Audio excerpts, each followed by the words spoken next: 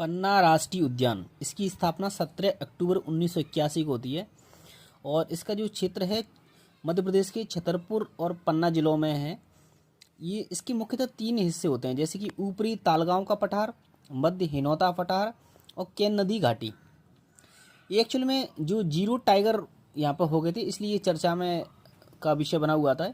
और 1993 से 1994 के मध्य में ये इसको पन्ना टाइगर रिजर्व घोषित किया गया था। पहले एक्चुअल में ये एक प्रोसेस होती है, पहले राष्ट्रीय अभ्यारण्य होते हैं, फिर राष्ट्रीय उद्यान होते हैं, उसके बाद में टाइगर रिजर्व घोषित है। तो 93-94 में पन्ना टाइगर रिजर्व बना था। और पन्ना राष्ट्रीय उद्यान को भारत की राष्ट्रीय उद्यानों का रत्न कहा जाता है। 2010 की बात करें तो अपन मध्य प्रदेश पहले टाइगर स्टेट हुआ करता, लेकिन कर्नाटक को दर्जा दे दिया गया था क्योंकि मध्य प्रदेश में टाइगरों की कमी हो गई थी।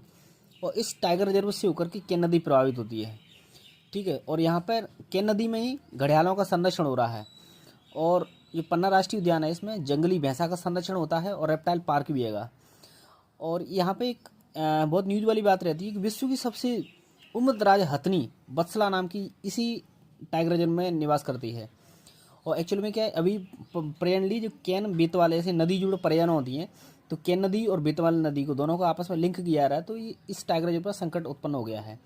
और मध्य प्रदेश का तीसरा बायोस्फीयर रिजर्व भी यहीं पे आएगा। 2011 में मध्य प्रदेश ने बनाया था, लेकिन 2020 में यूनेस्को जो मैप होती है ना, उसमें सम्मिलित कर दिया गया है।